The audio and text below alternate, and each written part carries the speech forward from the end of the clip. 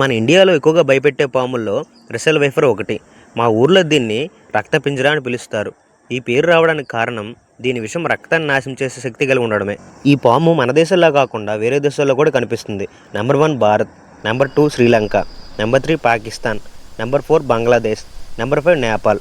భారతదేశంలో ఎక్కువగా ఆంధ్రప్రదేశ్, తెలంగాణ, తమిళనాడు, కర్ణాటక, మహారాష్ట్ర, అలానే చాలా పల్లెటూరు పొలాల్లో ఎక్కువ కనిపిస్తూ ఉంటాయి. ఇది మన భూమి మీద పుట్టాక దీని పొడవు 3 నుండి 5 అడుగులు పెరుగుతూ ఉంటుంది. దీని శరీరం చాలా మందంగా ఉంటుంది. దీని కలర్ గోధుమ రంగు ఎక్కువగా కనిపిస్తూ మనకు ఉంటుంది. అలాగే దీని తల త్రిభుజాకార ఆకారంలో ఉంటుంది. దీని కళ్ళు పిల్లి కళ్ళులా ఉంటాయి.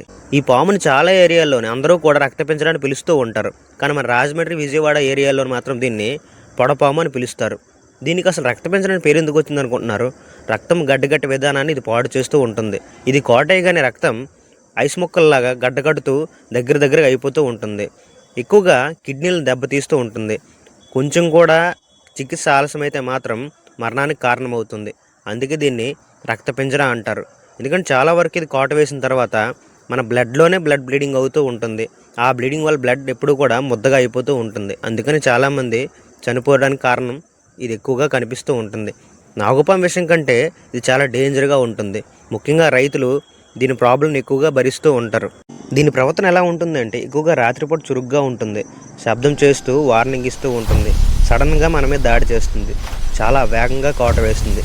చాలామంది సైంటిస్టులు ఏం చెప్తారంటే ఈ పాము చాలా అగ్రెసివ్ కాదు, చాలా నీట్గా ఉంటుంది అంటారు. కానీ ఇది మనిషిని 6 అడుగుల దూరం నుంచే చూసి సడన్గా వచ్చి కాటు వేస్తూ ఉంటుంది, మనం ఏమన్నా అనకపోయినా. కాబట్టి రైతులు చాలా జాగ్రత్తగా ఉండాలి. ఎందుకు అంత జాగ్రత్త అంటున్నానంటే భారతదేశంలోని బిగ్ 4 స్నేక్స్లోని ఇది ఒకటి.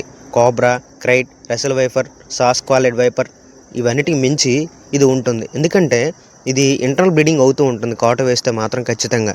కాబట్టి మనందరం చాలా జాగ్రత్తగా ఉండాలి.